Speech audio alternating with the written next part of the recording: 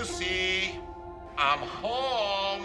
Aaron Sorkin's Being the Ricardos is about saving the classic sitcom I Love Lucy from cancellation after a political scandal, but it's also about the real-life couple who starred in the show, and a personal scandal that concurrently hits the tabloids. It's about a great many little things on top of this as well, but mostly Lucille Ball's need for control, both personally and creatively. However, it's only really about the confluence of these things, and the way they take shape in a singular person. In the same way a shopping list for ingredients like bread, meat, lettuce, and Dijon is a toasted gourmet sandwich.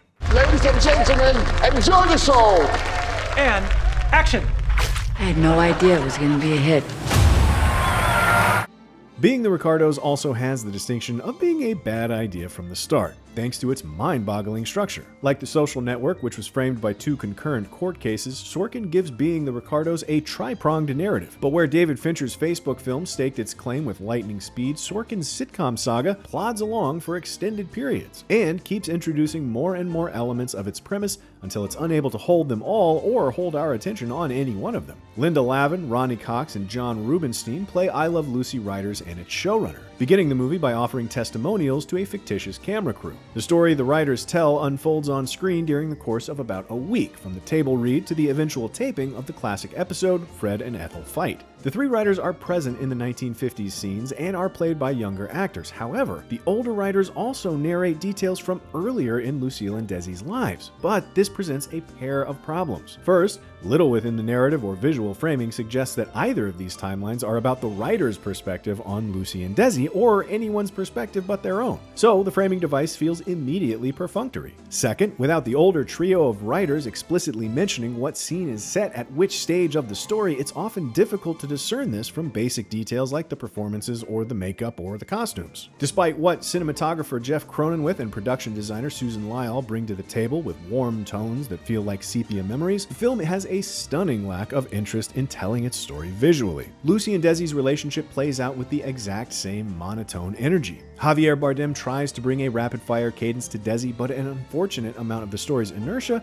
is owed to Nicole Kidman's performance as Lucille. She's generally an unimpeachable actress, but something went disastrously wrong with this conception of Lucille somewhere along the way. She barely emotes throughout the entire film. Maybe her prosthetics were too constricting, but the way she's directed feels equally at fault. She accesses the right vocal rasp, but her body language and delivery feel all wrong. They're too restricted for Lucille Ball and too restrained for a story of a woman trying to swallow her production whole if it means gaining some semblance of control. As for the many spinning thematic plates, the political premise of Lucille being accused of communism is more window dressing than something on which the film and the characters have any actual perspective. If the film has a saving grace, it's the supporting pair of J.K. Simmons and Nina Arianda as William Frawley and Vivian Vance, who play the Ricardos' neighbors Fred and Ethel Mertz. They're immediately magnetic thanks to Simmons and Arianda's performances, which are forced, by virtue of being in Lucille and Desi's presence, to ride a fine line between lively and subdued.